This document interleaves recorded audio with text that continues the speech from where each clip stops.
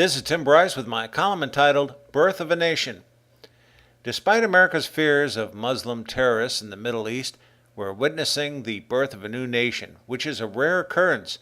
Fostered by ISIS, the Islamic State in Iraq and Syria, it will undoubtedly be a Muslim country consisting of fanatical extremists who will claim land within Iraq and Syria and possibly beyond. They have long-range plans to seize land in Lebanon, Israel, Palestine, Jordan, Cyprus, and southern Turkey. Although they will be rebuffed by these countries, they will need to get their house in order and settle their country first. Behind this, of course, is the issue of religion and oil. ISIS is a jihadist militant group who, if successful, will develop a Sunni Muslim state operating under Sharia law, a radical notion to Westerners. As such, it will become a magnet for Islamic militants and a threat to peace in this tinderbox part of the world. As to oil, ISIS has already overrun several fields, but currently has no means to develop wells and get the crude to market. What is needed is access to the sea, either through Syria to the Mediterranean or through the Iraqi southeast to the Persian Gulf.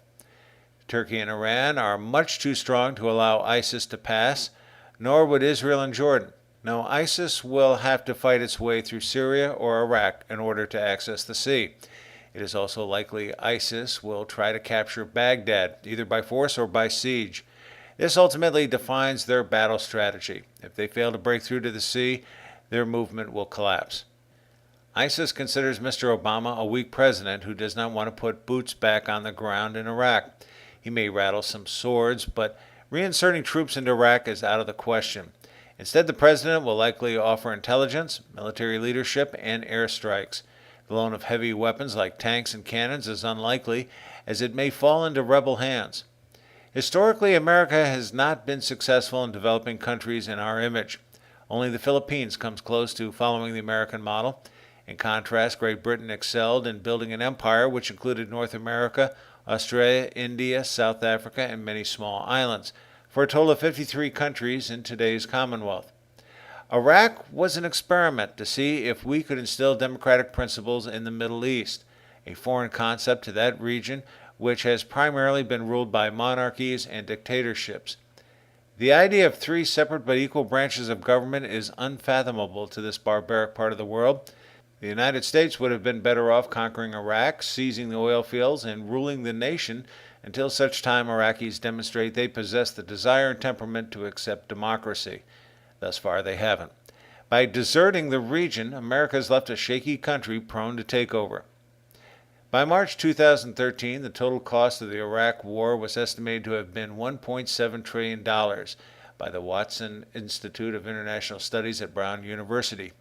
A total of 4,486 U.S. soldiers were killed in Iraq between 2003 and 2012, and this does not include our allies participating in the conquest. Now we're about to lose everything there, including our new billion-dollar embassy. Maybe it will become the Capitol building for the rebels. Supposing the ISIS state comes to fruition, the next question is, who will they ally themselves with, America or Russia?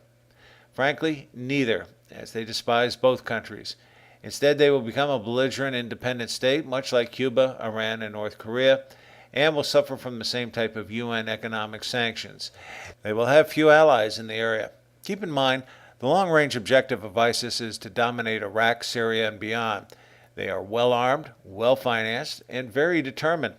When American troops pull out of Afghanistan later this year, the government will likely fall to al-Qaeda, thereby creating a similar fanatical Muslim state and putting Iran in the unenviable position of being wedged between Afghanistan and Iraq. Although it is unlikely, should Iran decide to broker an alliance between radical Iraq and Afghanistan, such a coalition would threaten peace and oil production.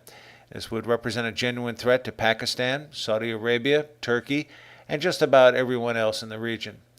It is not in America's best interest to allow ISIS to develop itself into a nation, nor the world's. However, since we have already withdrawn American troops from Iraq, we may have little to say about preventing ISIS from creating a new state. None of this would matter had we adopted a policy of energy independence, but that moment has passed, and we are still dependent on Middle Eastern oil. Let us not forget, few countries are born without bloodshed, including America. the situation in Iraq will become much worse before it gets better. America can either become a helpless bystander or actively involved.